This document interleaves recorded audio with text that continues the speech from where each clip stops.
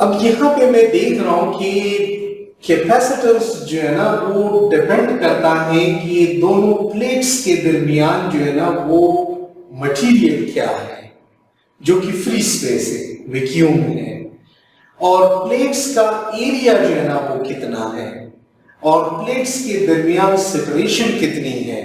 तो ये पूरी की पूरी जो है ना वो होगी ज्योमेट्री हमारे कैपेसिटर की, यानी ये उसकी ज्योमेट्री है। प्लेट्स कितने बड़े प्लेट्स हैं, उनको कितने फासले पे रखा गया एक दूसरे से, और उनके दरमियान मटेरियल कौन सा है। तो ये प्योरली ज्योमेट्री है इस कैपेसिटर की। इसीलिए मैंने आपसे पहले भी कहा था कि कैपेसिटेंस जो है ना वो ज्योमेट्रिकल प्रॉपर्टी है,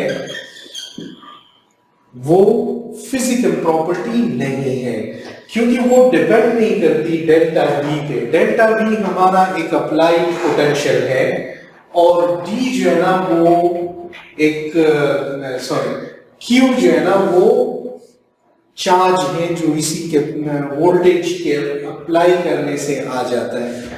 तो ये चीजें फिजिकल है और ये ज्योमेट्री है, यानी कैपेसिटेंस इंडिपेंडेंट है कि आप कितनी पोटेंशियल अप्लाई कर रहे हैं, पोटेंशियल इंडिपेंडेंट है कि कितना चार्ज यहाँ पे स्टोर हो रहा है।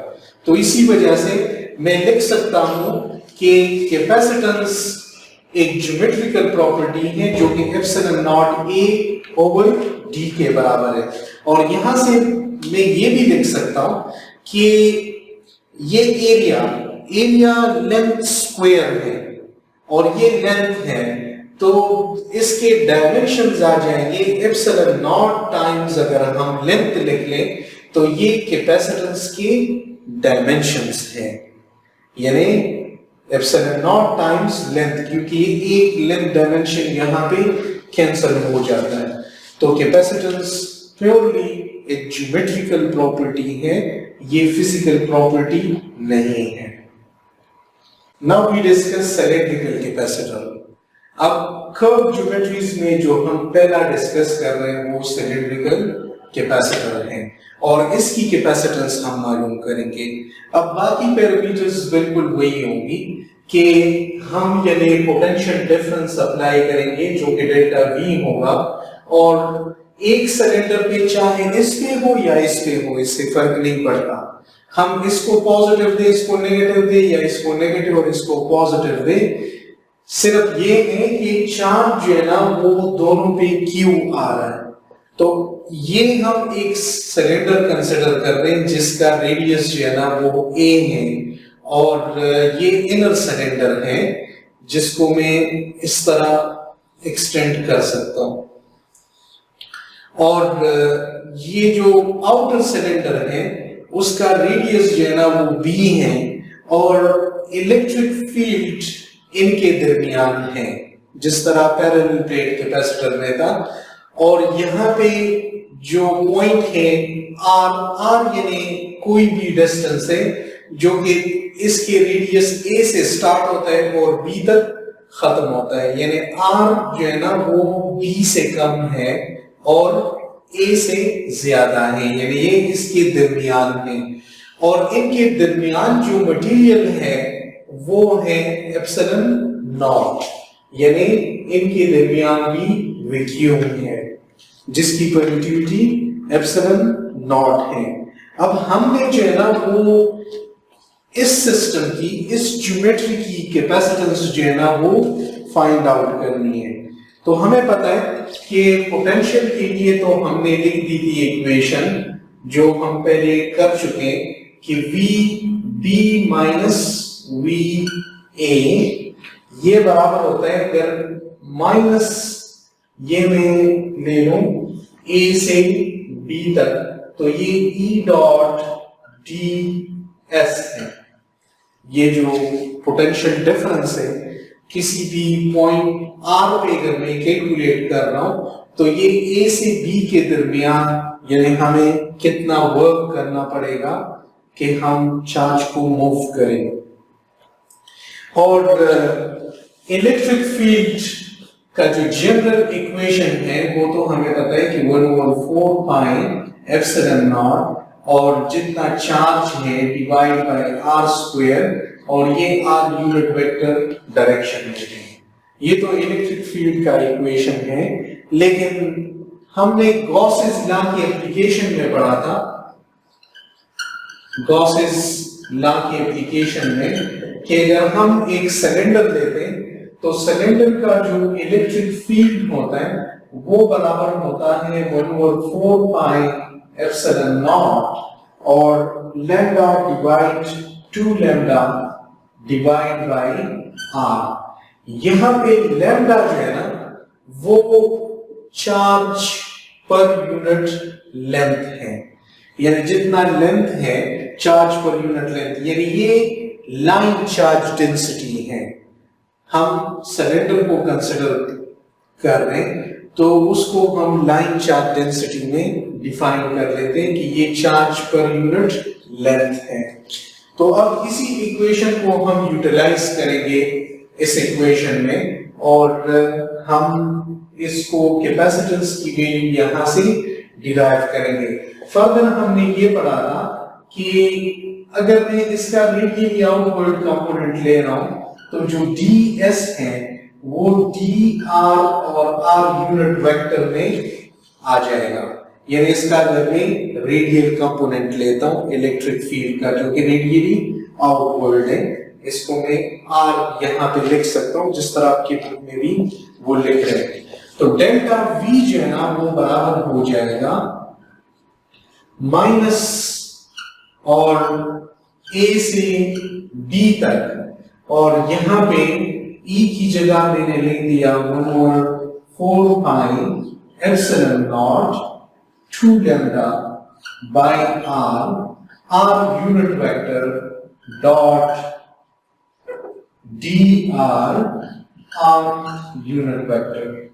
अब r unit vector dot r unit vector ये तो 1 हो जाएगा, तो यहां पे मैं लिख सकता हूं कि this is equal to minus a to b और ये हो जाएगा ओके, इसको मैं लिख देता हूं माइनस ये 1/4 पाई एप्सिलॉन नॉट और यहां पे 2 लैम्डा बाय r और ये r स्क्वायर्ड है, ये सॉरी यहां पे 2 लैम्डा में बाय r है जबकि यहां पे r स्क्वायर्ड है, तो ये 2 लैम्डा बाय r और ये dr हो जाएगा।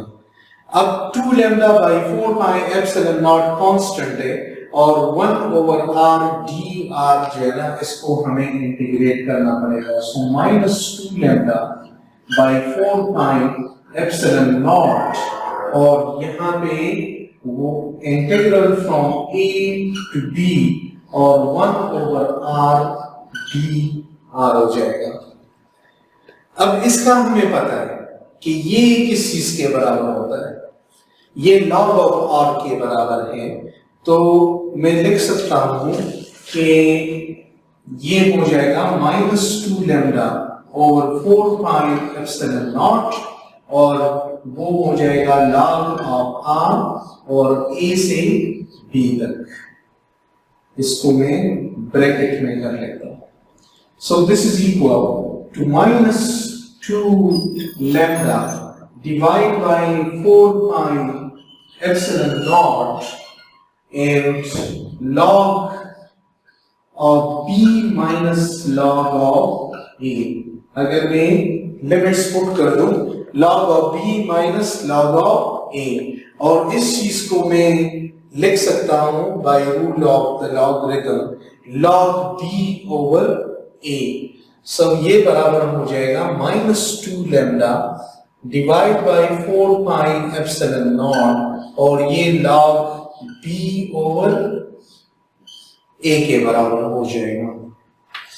तो अब ये तो मुझे पता है कि यहां पे मैंने वैल्यू यूज करनी है डेल्टा v की जो कि पॉजिटिव वैल्यू है। पोटेंशियल चाहे मैं VB से VA की तरफ जाऊं, VA से VB की तरफ, तो यहाँ पे ये इसकी पॉजिटिव वैल्यू पोटेंशियल डिफरेंस की, तो इस वैल्यू को मैं पॉजिटिव लिख रहा हूं 2 lambda by 4 pi epsilon naught और log b ओवर a।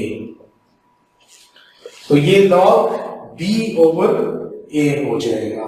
अब इस चीज को फर्दर मैंने जो है ना वो लिखना है कि log b ओवर a, यहां से डेल्टा v आ गया। अब डेल्टा v को मैं पुट कर रहा हूं इस एक्सप्रेशन में, क्योंकि मुझे पता है कि q ओवर डेल्टा v ये मैंने डिफाइन किया था कैपेसिटेंस, तो मैं लिख सकता हूं कि ये बराबर हो जाएगा q divide by delta v की वैल्यू मैं पुट कर देता हूं, जो कि 2 lambda by 4 pi epsilon naught और log b ओवर a है।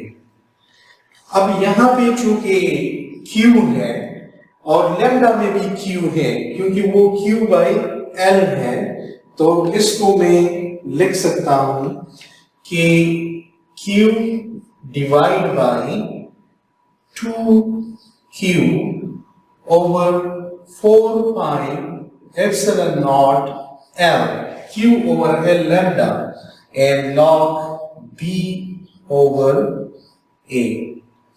अब यहां से q कैंसिल हो गए, 2 नीचे आएगा और 4 पाई एप्सिलॉन नॉट l जो है ना वो ऊपर चला जाएगा।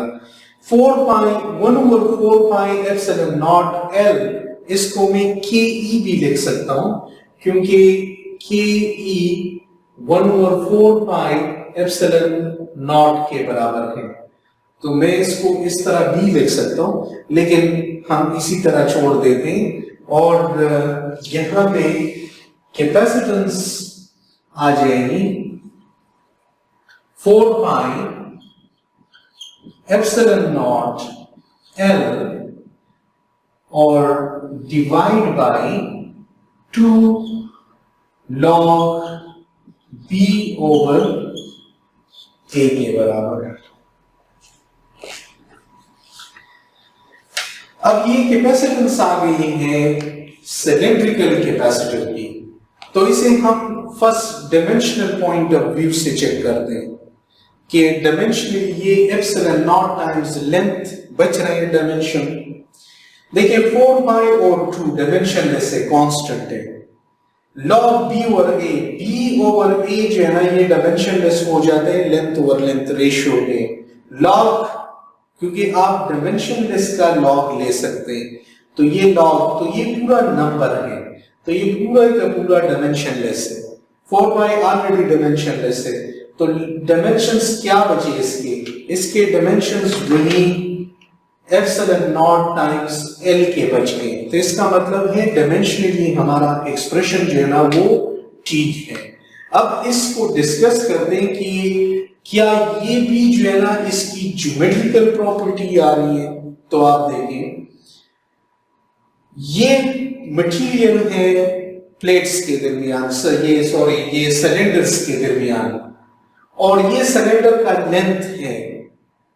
तो सिलेंडर का लेंथ और सिलेंडर के दरमियान मटेरियल, ये दोनों ज्योमेट्रिकल होगी, और एक सिलेंडर का रेडियस और दूसरे सिलेंडर का रेडियस, यानी कैपेसिटेंस डिपेंड करते हैं कि दोनों सिलेंडर की रेडियाई जो है ना वो क्या है, और कैपेसिटेंस डिपेंड कर रहे हैं कि दोनों सिलेंडर्स के दरमियान मटेरियल कौन सा है और दोनों सिलेंडर का लेंथ कितना है।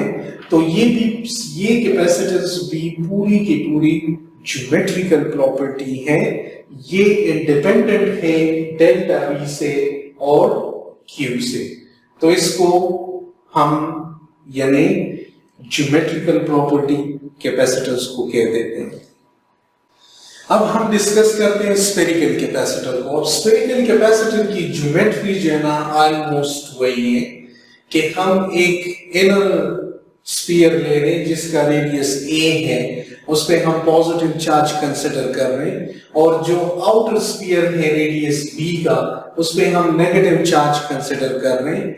जो r है वो उसी तरह b और a के दरमियान है, यानी यहां से वो a से ज्यादा है और b से जो है ना वो कम है उसके लिमिट्स, क्योंकि इलेक्ट्रिक फील्ड यहाँ पे एग्जिस्ट कर रहा है। अब यहाँ पर यानी चाहे हम इसको पॉजिटिव और इसको नेगेटिव ले लें या इसको पॉजिटिव और इसको नेगेटिव ले लें, उससे कोई फर्क नहीं पड़ता।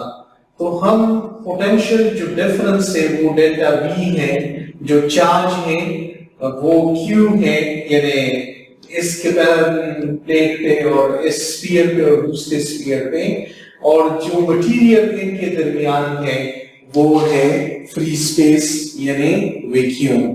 तो अब हम इसके कैपेसिटेंस को कैलकुलेट कर लेते हैं। मैं फिर वही इक्वेशन जो है ना वो लिख देता हूं, VB माइनस VA, और ये minus from A to B, और ये आ जाएगा ER और DR।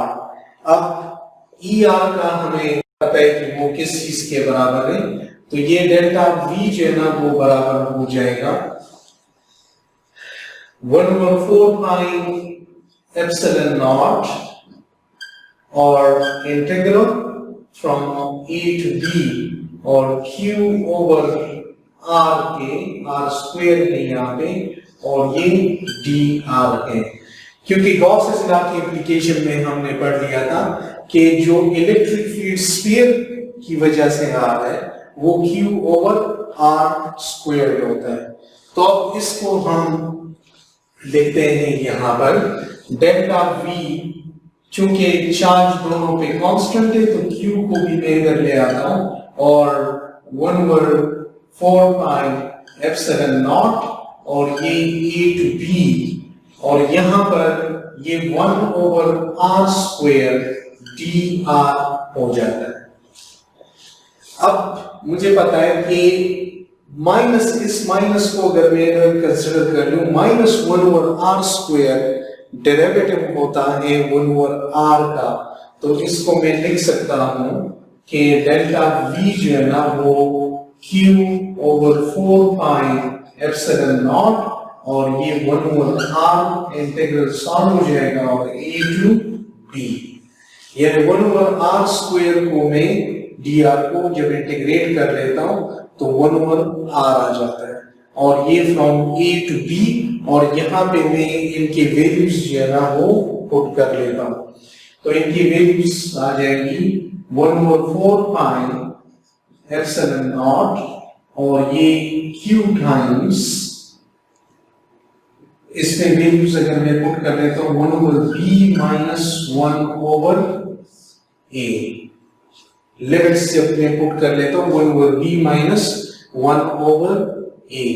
इसको मैं यूं भी लिख सकता हूं कि माइनस अगर मैं कॉमन ले लूं, सो माइनस Q/4 पाई एप्सिलॉन नॉट, और इसको मैं लिख दूं 1/a माइनस 1/b, तो फर्क नहीं पड़ेगा, क्योंकि यहां पे डेल्टा V जो है ना वो मैं पोटेंशियल डिफरेंस ले रहा हूं, वो VB माइनस VA और VA माइनस VB, फर्क उससे नहीं पड़ता।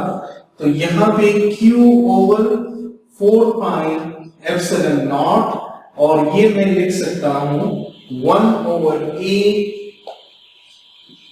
माइनस 1/b, तो इसको मैं अगर LCM ले लूं तो ये आ जाएगा A B और B माइनस A। इसको करने की सिर्फ एक वजह है, और वो वजह ये है कि कैपेसिटेंस जो है ना जो मैं कैलकुलेट कर रहा हूं वो पॉजिटिव आना चाहिए। तो उसको पॉजिटिव करने के लिए चूंकि A कम है रेडियस, तो 1/a ज्यादा होगा और 1/b कम होगा, तो ये क्वांटिटी पॉजिटिव आ जाएगी। तो यहाँ पे मैं इसको इस तरह लिख सकता हूं कि चूंकि कैपेसिटेंस बराबर है Q ओवर डेल्टा V के, तो अब अगर इसको मैं Q पे डिवाइड कर दूं दोनों साइड्स को, तो ये आ जाएगा delta V divide by Q, ये 1 ओवर कैपेसिटेंस के बराबर होगी, और यह आ जाएगा 1 ओवर 4 पाई एप्सिलॉन नॉट और B minus A over A B। तो यहां से कैपेसिटेंस की वैल्यू आ गई 4 pi epsilon not A B over B minus A। अब यहां पे हम सबसे पहले तो डिटरमाइन करेंगे कि क्या जो इक्वेशन हमने डिराइव की है वो डायमेंशनली करेक्ट है या नहीं। देखिए ए बी लेंथ और लेंथ, तो ये चूंकि ये दोनों रेडियाई हैं, ये स्क्वायर हो जाएंगे, लेंथ स्क्वायर, और यहाँ पे b माइनस ये सिर्फ लेंथ है, लेंथ स्क्वायर बाय लेंथ, तो सिर्फ लेंथ बच जाएगा, और एप्सिलॉन नॉट टाइम्स लेंथ, तो डायमेंशनली जो है ना ये इक्वेशन करेक्ट है। अब देखते हैं कि ये ज्योमेट्रिकल है, यानी इसमें ना तो डेल्टा V है ना Q है, तो ये ज्योमेट्रिकल है। ये कैपेसिटेंस डिपेंड करता है दोनों स्फीयर के रेडियाई पर और उनके दरमियान मटेरियल क्या है, यानी ये उस पे डिपेंड कर रहा है। ये डेल्टा V और Q पे डिपेंड नहीं करता, तो कैपेसिटेंस ज्योमेट्रिकल प्रॉपर्टी है जिसकी वजह से ये इसी तरह आ रहा है। अब देखते हैं कि इस पे एक लिमिटिंग कंडीशंस अप्लाई करते हैं। लिमिटिंग कंडीशन जो है ना वो क्या है कि फॉर एग्जांपल मैं ये कहूं कि अगर ये स्फीयर आइसोलेट कर लें हम, अगर ये आइसोलेटेड स्फीयर है, यानी मैं क्या करता हूं कि ये जो B है, इस B को मैं ज्यादा कर रहा हूं, B जो है ना वो बढ़ रहा है, और कितना बढ़ रहा है इसको मैं बढ़ा रहा हूं यहां तक कि ये इंफिनिटी को जा रहा है। तो ये वाला स्फीयर जो है ना ये आइसोलेटेड स्फीयर कहलाएगा जब ये इंफिनिटी तक जाए। अब ये इंफिनिटी तक जाएगा तो क्या होगा कि 1 ओवर B, ये जो है ना ये टर्म 0 को चला जाएगा, 1 ओवर इंफिनिटी। तो यहां पे Q over 4 pi epsilon not A बच जाएगा। तो डेल्टा V when